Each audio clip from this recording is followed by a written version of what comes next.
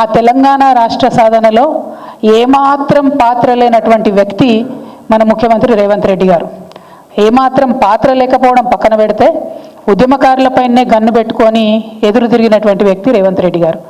తెలంగాణ వాదులకు, తెలంగాణ బిడ్డలకు తెలంగాణ రాష్ట్రం పట్ల ఉన్నటువంటి ప్రేమ కానీ, గౌరవం కానీ, ఈ రాష్ట్రం ఎదగాలనేటటువంటి ఆకాంక్ష కానీ, మన దురదృష్టం ఏంటంటే మన రాష్ట్రానికి ప్రస్తుతం ముఖ్యమంత్రిగా ఉన్నటువంటి రేవంత్ రెడ్డి గారికి ఏది కూడా లేదు.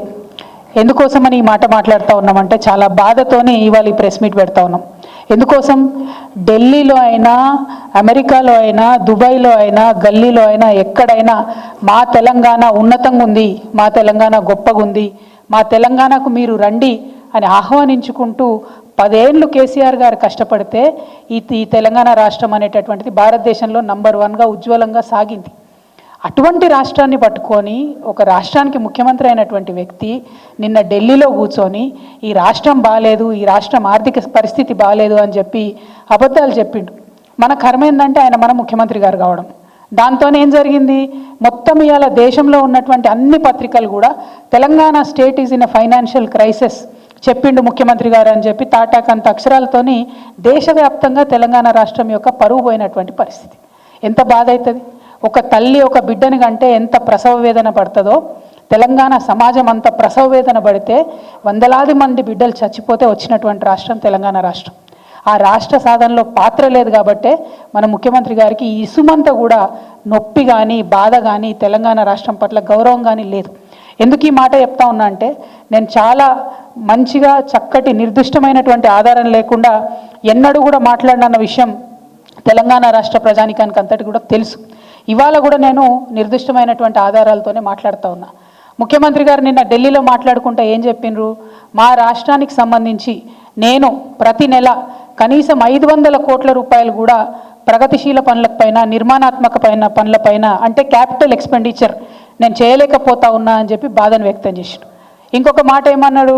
నేను 5,500 కోట్ల కన్నా ఎక్కువ నాకు వస్తలేదు, నాకు వెసులుబాటు లేదు రాష్ట్రానికి అని చెప్పడం జరిగింది. ఇవాళ రాష్ట్రానికి వస్తున్నటువంటి ఆదాయం నేను చెప్తున్న లెక్కలు కాదు, ఆర్బీఐ చెప్తున్న లెక్కల ప్రకారం 18,800 కోట్ల పైచిలకు ఆదాయం ఈ రాష్ట్రానికి వస్తుంది. అందులో అయ్యే ఖర్చు ఎంత అంటే జీతాలకు, అప్పులకు, ట్యాక్సులకు, వాటికి ఖచ్చితంగా ఇవ్వాల్సినటువంటి ఖర్చు 6,000 కోట్లు. అంటే 18,800 కోట్లలో మీరు 6,500 కోట్లు తీసేస్తే మీకు నికరంగా 12,000 కోట్ల పైచిలకు ప్రతి నెల రాష్ట్రం దగ్గర ఆదాయం ఉంటుంది. ఈ రేవంత్ రెడ్డి గారు వచ్చినప్పటి నుంచి ఇప్పటి వరకు కూడా గత సంవత్సరం ఆర్బీఐ ఇచ్చిన రిపోర్ట్లో కూడా ప్రతి నెల దాదాపుగా 3,000 యావరేజ్ తీసుకుంటే 3,000 కోట్ల పైచీలకు ఆయన క్యాపిటల్ ఎక్స్పెండిచర్ చేస్తున్నారు. ఏదో ఒక్క నెలలో మాత్రమే 500 కోట్లు ఖర్చు పెట్టిండ్రు, ఇంకొక నెలలో 7,000 కోట్లు ఖర్చు పెట్టిండ్రు. ఇది క్యాపిటల్ ఎక్స్పెండిచర్. ఆర్బీఐ బాజాబ్తా చెప్పింది. రేవంత్ రెడ్డి గారు లెక్కలు చెప్తే నేను నమ్మకపోతుండే, కానీ ఇది ఆర్బీఐ చెప్పిన లెక్క. దీని ప్రకారమే యావరేజ్గా 3,000 కోట్లు రాష్ట్ర ప్రభుత్వం ఖర్చు పెడుతుంది. అంటే మరి ముఖ్యమంత్రి గారికి ఈ లెక్క తెలియదా? ఎవరు ఖర్చు పెడుతున్నారు? ఇది ఎక్కడ ఖర్చు అవుతుంది?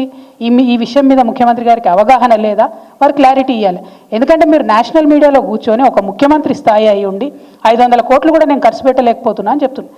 ఎందుకు ఈ మాట చెప్పిండు ముఖ్యమంత్రి గారు అంటే ఆ వ్యక్తి, ఆ విలేకరు అడిగిండు, ఏమైనా మీరు మహిళలకు డబ్బులు ఇస్తామంటారు, రైతులకు ఇస్తామంటారు, ఉద్యోగాలు ఇస్తామంటారు, ఇవన్నీ చెప్పొచ్చిండ్రు, ఇన్ని సంక్షేమ పథకాలు చేపడతామని చెప్పొచ్చిరు కదా, మరి మీరు ఎందుకు ఇస్తలేరు మహిళలకు 2,500 అని అడిగితే అది తప్పించుకోవడానికి అప్పటికప్పుడు బయటపడడానికి ఏం చెప్తాడంటే 500 కోట్ల కన్నా ఎక్కువ ఖర్చు పెట్టడం నా దగ్గర డబ్బులు లేవు, మా రాష్ట్రం బాగలేదు, మా రాష్ట్రం ఫైనాన్షియల్ సిచ్యువేషన్ బాగాలేదని చెప్పారు.